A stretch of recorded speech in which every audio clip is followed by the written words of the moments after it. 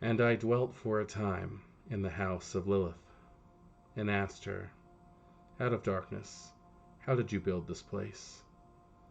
How did you make clothes? How did you grow food? And Lilith smiled and said, unlike you, I am awake.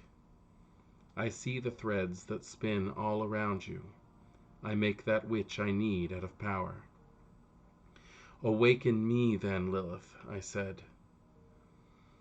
I have need for this power. Then I can make my own clothes, make my own food, make my own house. Worry creased Lilith's brow. I do not know what the awakening will do for you are truly cursed by your father. You could die. You could be forever changed. Cain said, even so, a life without power will not be worth living. I would die without your gifts. I will not live as your thrall. Lilith loved me, and I knew this. Lilith would do what I asked, though she did not wish it. And so, Lilith, bright-eyed Lilith, awakened me. She cut herself with a knife, bled for me into a bowl. I drank deep. It was sweet. And then I fell into the abyss. I fell forever, falling into the deepest darkness.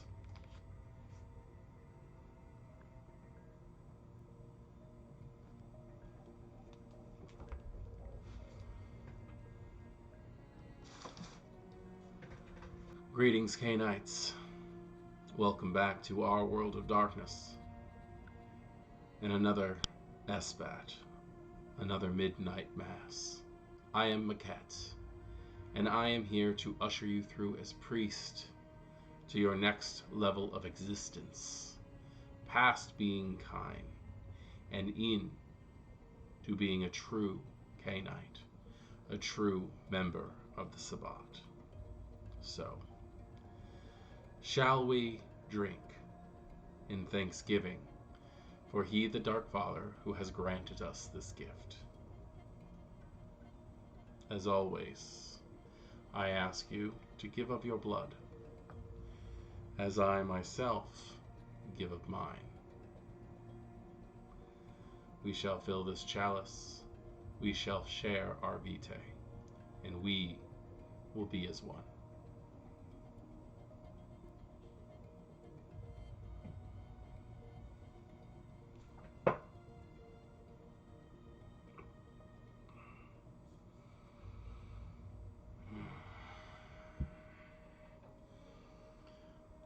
The blood that runs through our veins, the blood that we take from the Cain, is nothing but a gift from Cain himself. Our Dark Father be with us.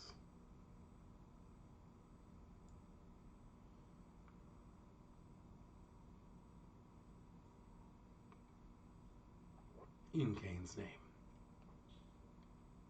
Now, pass this around.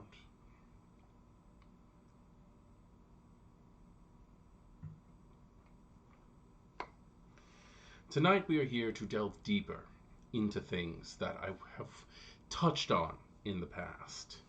We have discussed the concept of the paths of enlightenment, the ways that we here in the Sword of Cain choose to show our devotion to our Dark Father.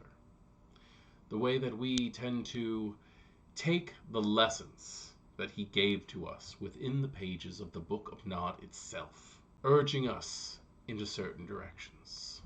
And tonight I go into detail of a path that is truly close to my heart. Tonight we look at the Path of Cain itself. The Path of Cain's followers, known as the Devourers to the outsiders, but the Nodists to us, we're scholars, not monsters. The blood is there, and it holds great, vast quantities of knowledge. everything that has been experienced by the Cainite that we drain goes into us, making ourselves smarter, stronger, and more potent. We drink to become closer to Cain. And due to the fact that we want to become closer to Cain, we do not stop with the last drop of blood. We look for what's further in the very heart of our victims. Those who are not worth the vitae in their systems. We take it back and we reclaim it for Cain.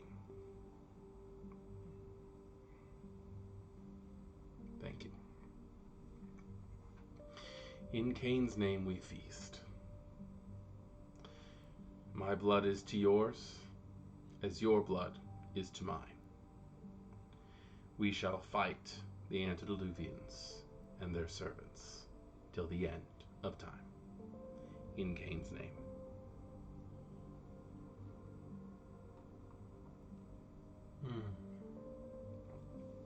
Ooh. Some of you seem to have already partaken in one of the grand sacraments of the Path of Caine, and that is Diablerie, consuming the heart's blood of the vampires who do not deserve to have it.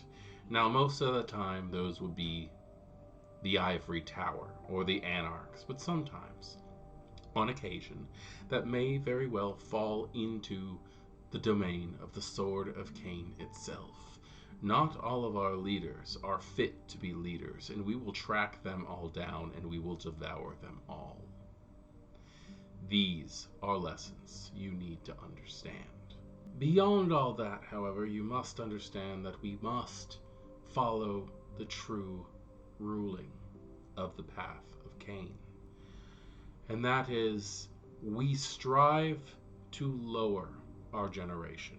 Not Diablerie for the sake of Diablerie, but to make ourselves more potent, a more powerful servant to our Dark Father. We partake of all blood, anything that we can get a hold of. Various clans, ages, generations. We need to taste it all to understand what the true differences in that vitae is. The blood of humans itself needs to be studied. We can learn things through what we drink. But most importantly, we brook no failure in our leaders. If we find that the ones who are telling us to do what we need to do are too weak to do it themselves, or too pathetic to succeed, they too will fall by our fangs. The Path of Cain. We are finally talking about the individual paths themselves. I am very, very excited about this. The Path of Cain has two nicknames for its followers in the actual Sabbath the Black Hand book, which are the Nautists and the Devourers. And I am going to split this video, this out of character part of the video, into two sessions, which I plan on doing for all of the videos talking about these paths of enlightenment, because we now have another source of information. Unfortunately, it's not something that is, as of yet, during the filming of this video, considered a canon resource, and that is that the people who actually wrote the book that we are using as an Antagonist supplement also wrote a player's guide for the Sabbath, and it goes much, much deeper, because the book that we have, that we are getting the majority of our primary information out of, is set for storytellers to use to make NPCs, which are a little flat. And what I mean by flat is they are not three-dimensional characters, they are monsters. And that is something that we will go through. So the first thing that we're going to do is go through what this is when it comes to the antagonist portion. The premise of the Path of Cain is to cultivate and refine the power inherent in the blood, so that individual vampires can realize their full potential.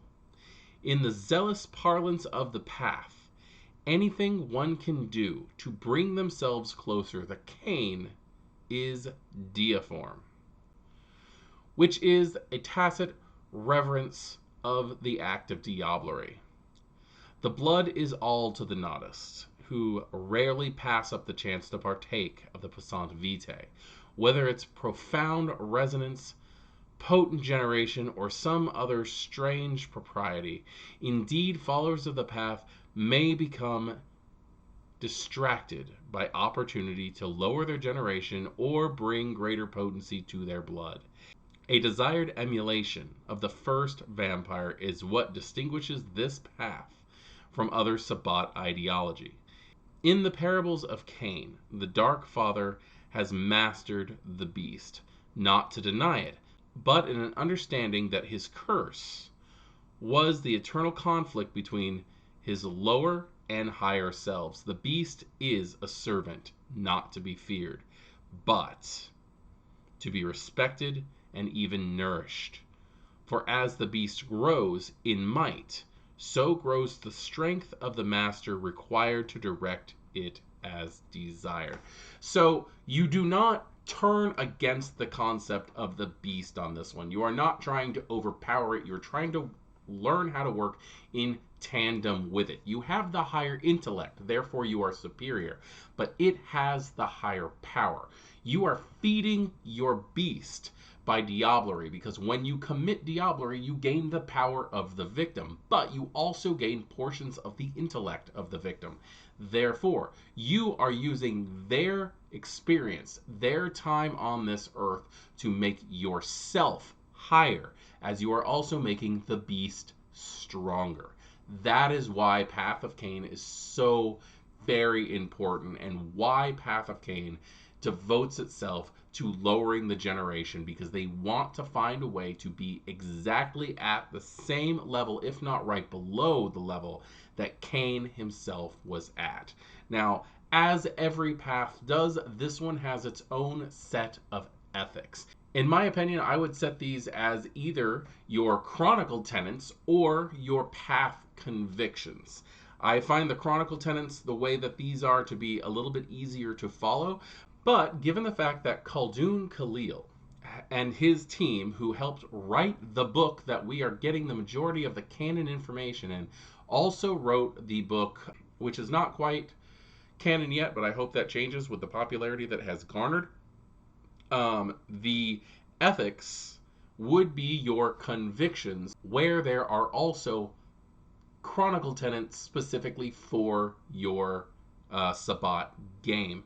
Now, with that, the ethics of these paths are very important. For the Path of Cain, they are lower one's generation and concentrate the power of one's blood to become closer to Cain, and exalt in the potency it yields. So not only are you supposed to diablerize to make yourself more potent, but you're supposed to rejoice in it, exalt in it. This is a religious action. You're not diablerizing just to diablerize. You are diablerizing in an act of thanksgiving to Cain.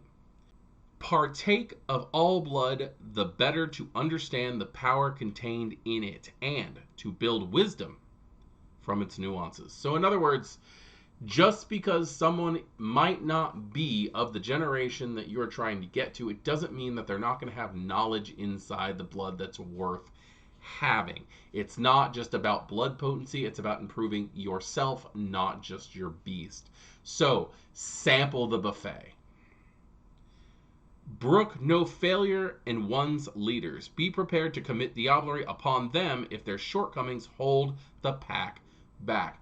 This is directed directly towards the priest. Seriously, if your priest cannot live up to the standards of leadership, then they do not need to be in charge. When you're playing a Sabbat game, you're on a rotating cuff. There's a good chance that you're going to play several characters just over the course of time, because there's a good chance that your pack is going to devour you, specifically if you were on Path of Cain itself. Due to the fact that the majority of the time, packs are all on the same path of enlightenment. That's how they don't clash. That's how they find a way to bond, is because they're bonding over their denomination of worship of Cain. Now, in Chronicles, the book states, followers of the Path of Caine are relentless opponents, pursuing their adversaries to eliminate them, but also to take the power that is inherently theirs. Nodus not only consume the heart's blood of fallen Cainite enemies, they take trophies to demonstrate their growing puissance. Parcel to refining one's blood is using it to further the Dark Father's ends, especially after availing themselves of potent vitae. Nodists often become eager to prove their value, and even overconfident. On the field of battle, or in the sepulchre of an elder, followers of this path seek to challenge themselves and prove to others their newfound might. This has absolutely made the difference in conflicts at the forefront of the Gehenna War, but in less overt circumstances. Nodists may find themselves overextended after a thrill of a heady feeding subsides. Only their righteousness prevents this path's power from being impulsive, as they seek to match the Dark Father's ownership of his beast. Notably, Nodists don't suffer sunk costs. In one particular approach isn't yielding results, it's time to change tactics. And, in many cases, that change of tactics may involve double-crossing an erstwhile ally in hopes of turning their failing into personal gain. This makes the more fervent Nodist unpopular in the Sabbat, because if one always has to keep an eye out on one's allies to stop them from opportunistic diablerie that make it hard to fight the actual enemy. The Path of Caine perspective, though, if you're not part of the solution, you're dinner. I played Path of Caine for years, and when I say years, I mean like half a decade. I pay my Zamitzi that I talk about all the time, Marcus, was on Path of Caine for the majority of the time that I played him. For 5 years, I played a character on Path of Caine, and I will tell you right now that I did Diablerize several Sabbat members in my time because they weren't working. They didn't do anything that actually helped out with anything. They had abilities that were needed to help, and they were not using them properly. Therefore, I ate them. I know I angered a lot of players. But when you're playing Path of Caine, that is just part and parcel to the game. Path of Caine is really the path of enlightenment where you just need to not care what other people are thinking. You are out for yourself, even if the rest of your pack is also on Path of Caine. They are also out for themselves. Because at this point, there can be only one. And your pack is going to be the ones who are there to help you get there. But everybody in your pack is also thinking that you are going to help them get there. And that's just the way that it is. Disciplines. Many followers of this path may have uncanny mastery over blood sorcery, with a number of powers and rituals virtually unknown outside of the Sword of Cain. Animalism, Obfuscate, Potence, and Protean also see frequent use among Nodists because of their frightening effectiveness when hunting other undead. So, when I was first looking at this book, I really was trying to figure out how does one figure out what disciplines one takes when they build this kind of character. That right there was all of the information they give you. So I was trying to think, do you build a character sheet where you take... I was all ready to give anybody who's playing Sabbat extra disciplines, because that's how it's always been. If you're playing in the Sabbat, in your older systems, they lose their backgrounds and they gain an extra point in disciplines. So what I was planning on doing, and again, this is me, this is what I was planning on doing, this is not in the rules anywhere. I was planning on doing, at character creation, you take 2 disciplines for your clan, 1 for your predator type, as is standard, and then I was going to say, go ahead and take 1 more discipline for your Path of Enlightenment. And those are right there. Whether they are going to be blood sorcery, animalism, obfuscate, potence, or protean, it would be your choice to choose what exactly you wanted to take. And that was that. And that's all this book has to offer. This is a great book. I'm not saying that it's not. It is full of wonderful things, and you can meld this thing to suit your chronicle as you see fit. I know that I was already in the process of doing it when the other book was written, and the other book is, in fact, done very, very well. And that book is the Black Hand, playing the Sabbat. And Path of Caine. Path of Caine in that book is a very, very interesting, well put together piece. And I'm going to go ahead and do the same thing that I did for the first book right now. I'm going to do it with the other one. Vampires on the Path of Caine consume the blood of the powerful to bring themselves closer to the Dark Father. Though they look to the Book of Nod as a guide, they are not a scholarly creed, but one of action. Devourers respect the beast and the power of the blood above all things. They go out of their way to hunt elder vampires, lupines, and other supernatural creatures.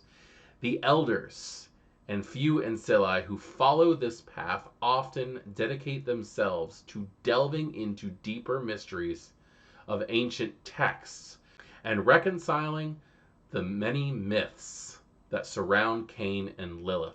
But the majority of the Nodists within the Sabbat are more interested in the here and now.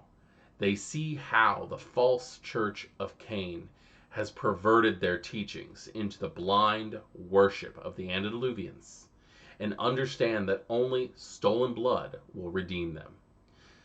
Nodists have mixed understandings about Lilith's role in the Book of Nod, but in the Sabbat, they've adopted some of her teachings and accept her as Cain's greatest teacher, if not an equal. Attempts by Nodists to reconcile Cain and Lilith in dark union have so far met with contempt by most Bahari, who have long been persecuted by the Nodists and the heretical Church of Cain.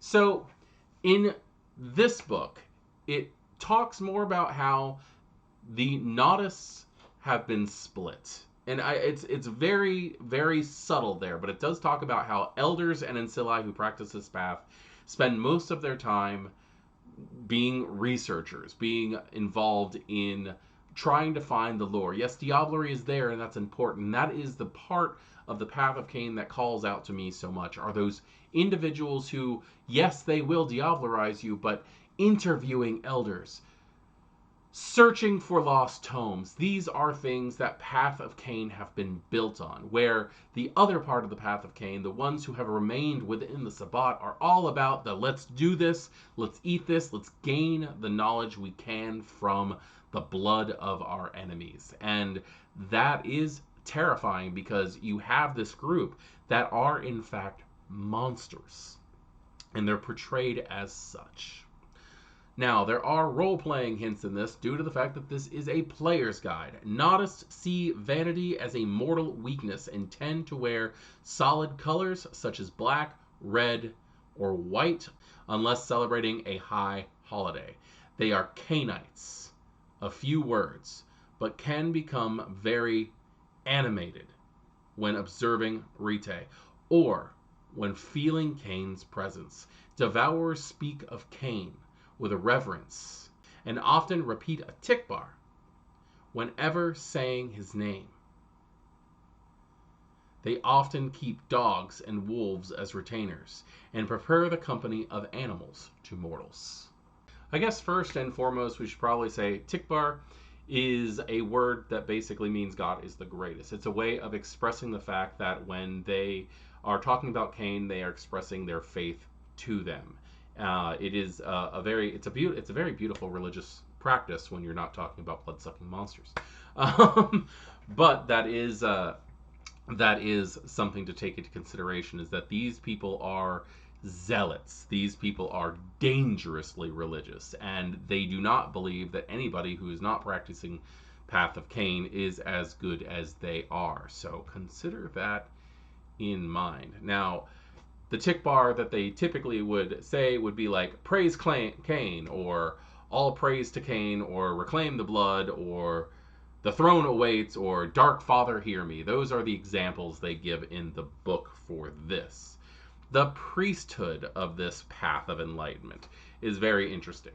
The clergy of the Path of Caine are seen as traditionalist within the Sabbat and prefer to be called father or mother. Old-fashioned Gnostists will even insist on using the Latin in preference of the rite, a tradition that was born out of the mockery of the First Inquisition. Younger priests are more open to innovation, and many have even adopted the Bahari teachings into their sermons, though this has had mixed responses, as some Bahari are wary of being co-opted into a belief structure that has only recently shed its most patriarchal ways.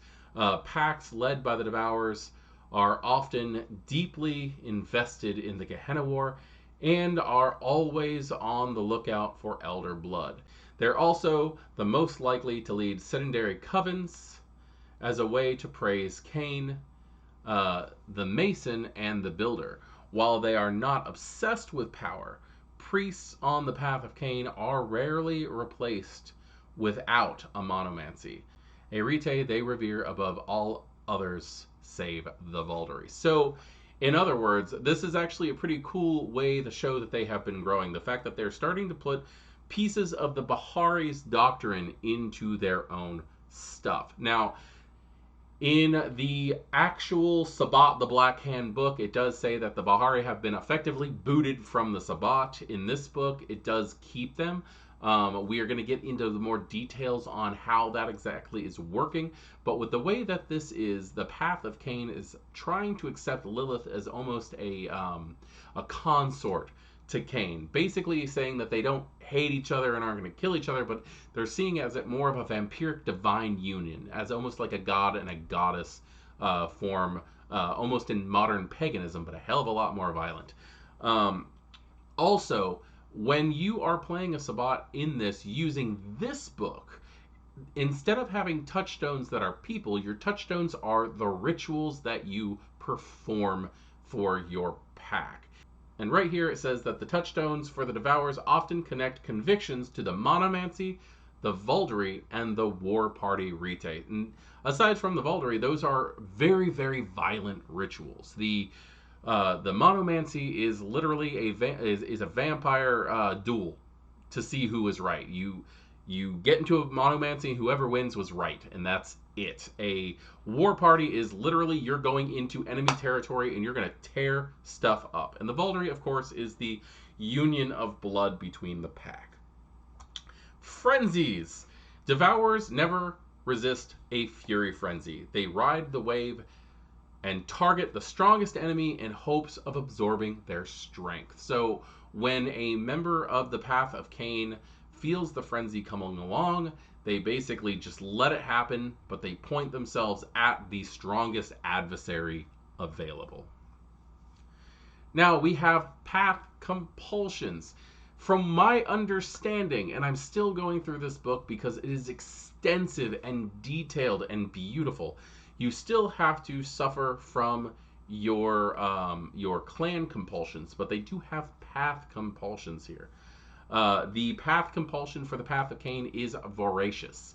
The Devourer must feed immediately and will subdue mortals or weaker vampires if necessary.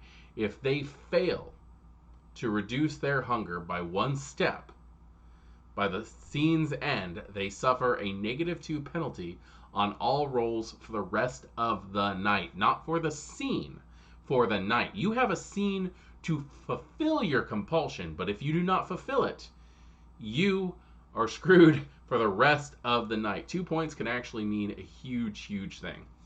The convictions of members of the Path of Cain. Devourers choose convictions that uphold vampiric supremacy, devalue mortals, and seek to emulate a preferred vampiric existence with Cain as exemplar. So in other words, when you choose your conviction, you are going to try to phrase that as always, in the always or never fashion, such as if it's a war party is your touchstone, never flee a war party is always a thing. Always collect a victim from a war party. Always gain a trophy from a war party. Those kind of things. Those kind of things are going to be your convictions. Now, example of path convictions that they give here are follow Cain's example in all things. So, in other words, if you don't know what you're doing, check the Book of Nod. See if there's anything in there that says Cain would do it a certain way, and then do it.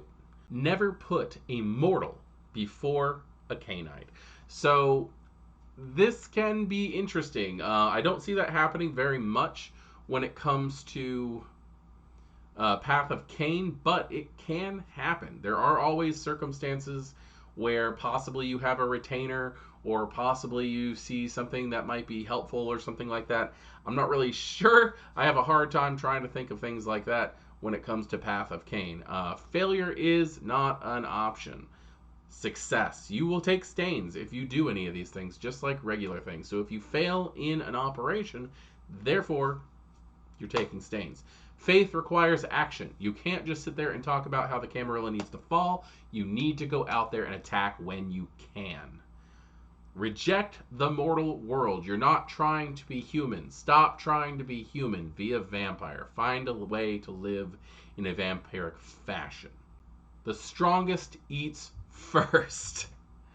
That's going to be fun because most of the time people who are on Path of Caine are going to believe that they are the strongest. But you do need to keep an eye open for reality. If you have somebody in your pack who is actually stronger than you, it could be socially stronger, so your pack priest. Or it could be somebody who is physically stronger than you. Either way, they eat first. And that's it.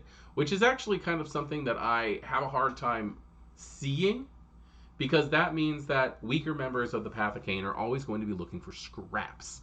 Diablerie also. Somebody who already has the Diablerie is most likely going to freak out and gain stains and frenzy on you if you try to take the blood from them.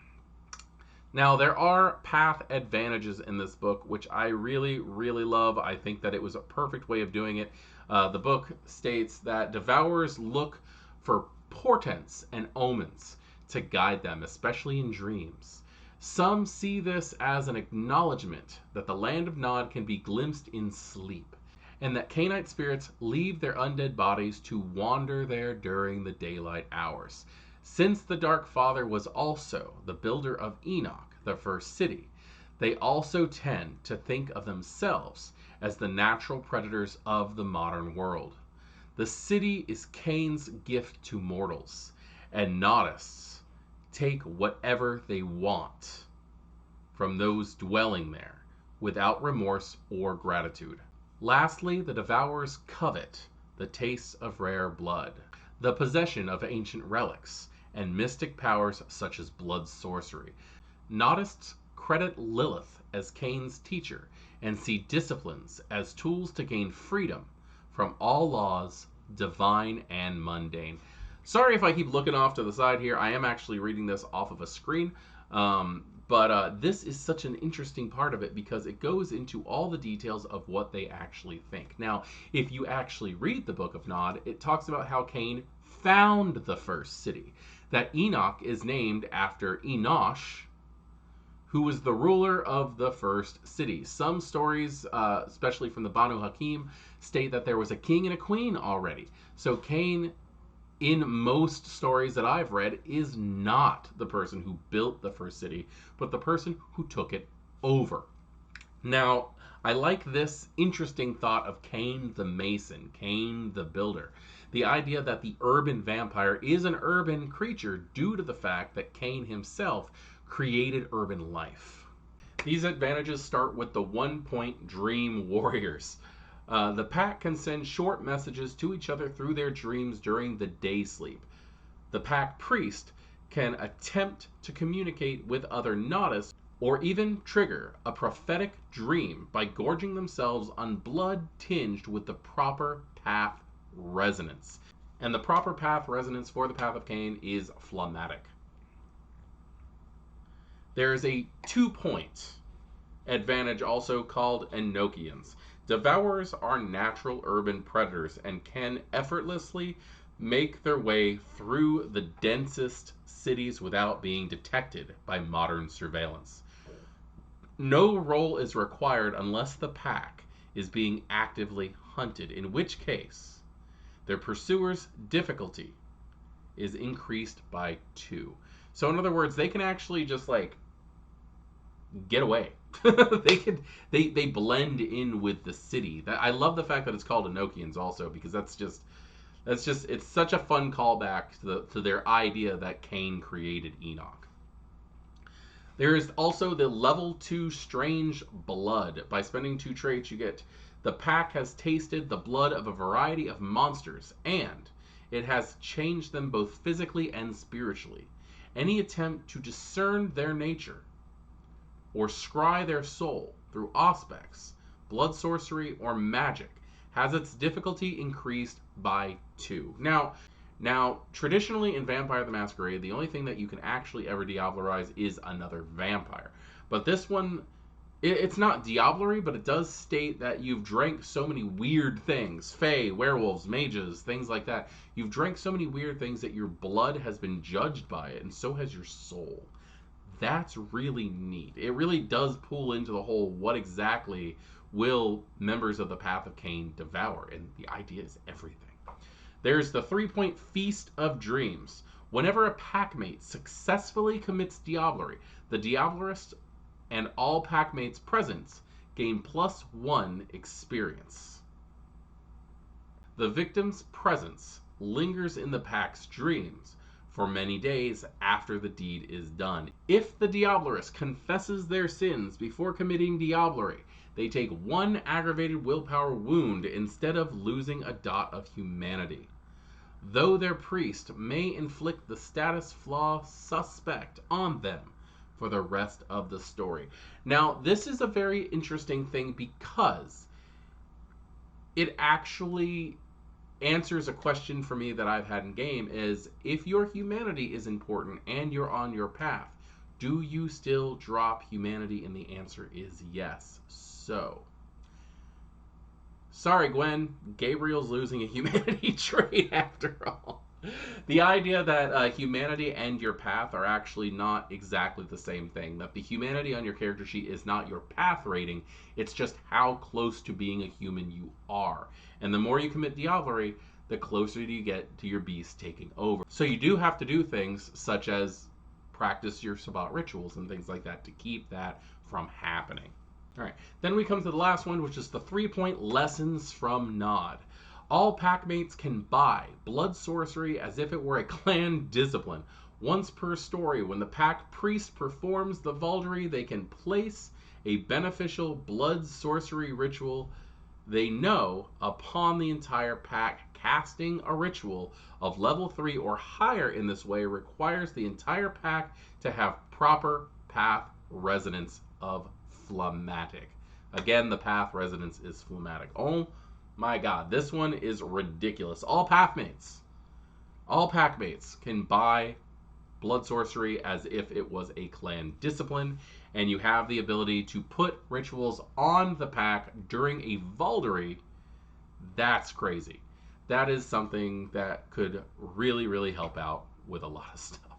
So I really love this book. I really wish it was considered canon. It is canon in my game, by the way, and I do plan on continuing putting this in here. If, for some reason, you out there who are watching this, the coterie here, the pack here, I should say, do not wish me to include this book into the study of the Sabbat for Midnight Mass, please let me know.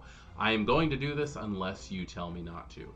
And I think that I'm going to go ahead and end this video with this little add-on here, but I'm going to use it as part of our Vaulderie, as part of the Vaulderie ritual that we've been partaking in, and that is, we have defied our false families, and yet, here we are, brothers and sisters. We deny their poisoned blood and make a clan of shared sacrifice. When they think their triumph is at hand, we shall stand together. Come the day of Gehenna, we shall rise our voices as one and say, Fathers, look behind you. Have you forgotten your cast-off children? We are the flood. You will not survive. In Cain's name. Thank you for joining me in this third episode of Midnight Mass, and I look forward to the next one where we'll be going over the Path of Caine. Thank you all for joining me. Happy hunting.